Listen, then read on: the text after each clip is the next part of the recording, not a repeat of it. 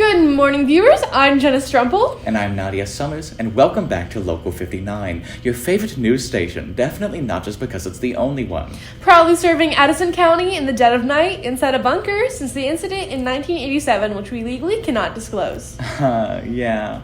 Today we will be bringing you information on the recent endovirus epidemic and the subsequent research that scientists have been attempting to do on how to prevent it.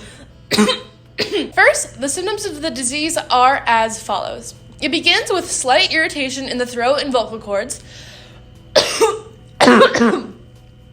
and then progresses to a bright red throat and an irritating and burning cough.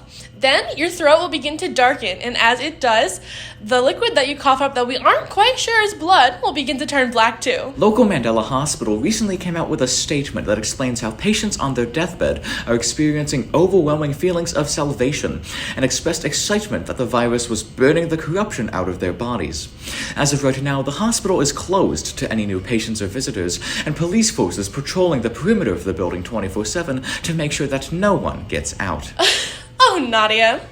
Remember, folks, wash your hands, sanitize yourself regularly, and wear a mask. If you've encountered someone with the virus already, you're a dead man. Good luck!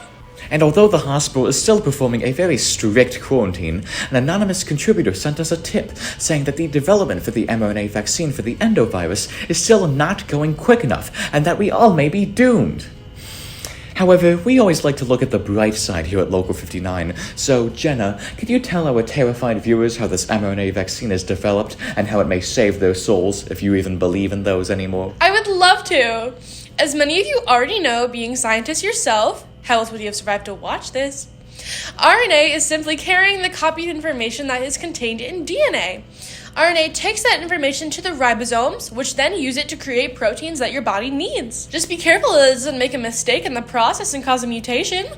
We had to lay off our favorite cameraman last week because he became a nightcrawler.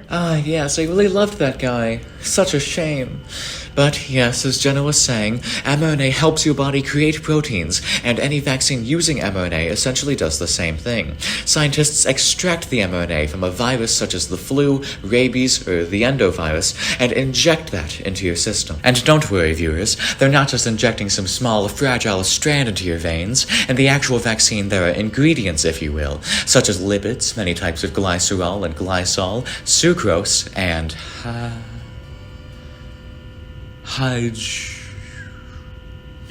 Sarah, don't make me read this. Sarah, I swear to God, even if he's long gone by now, that I will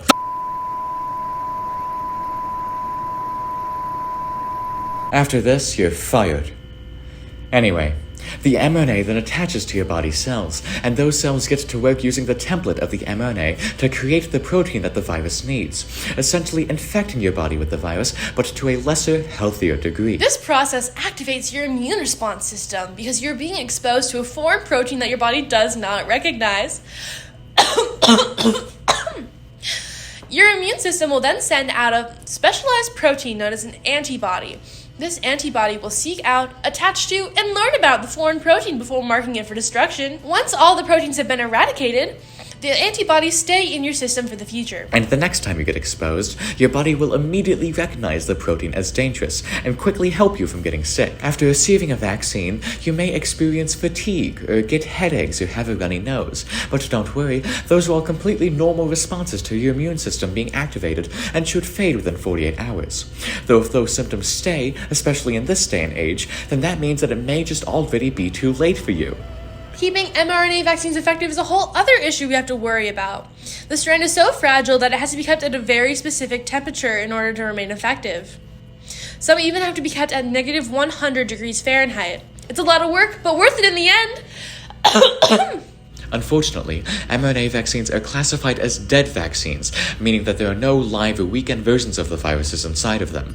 And while this does allow people with more compromised immune systems to take these vaccines, that does also mean that people need to take multiple doses of it in order for it to stay effective. This is due to the nature of the vaccine.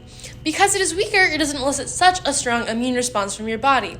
However, that leaves it vulnerable and less capable in case of needing a necessary immune response, such as having a real infection. Well, Jenna, we're about to reach the end of our airtime. The government-mandated announcements will be starting back up again soon.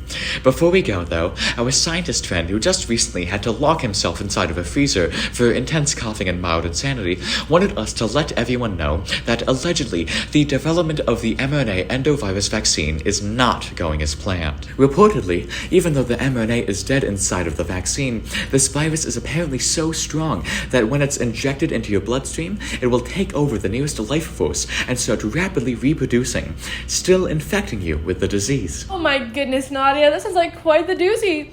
Especially since we've both just been dosed with experimental versions of the vaccine. Well, as usual, if we're not all dead by tomorrow, we'll see you next time on Local 59.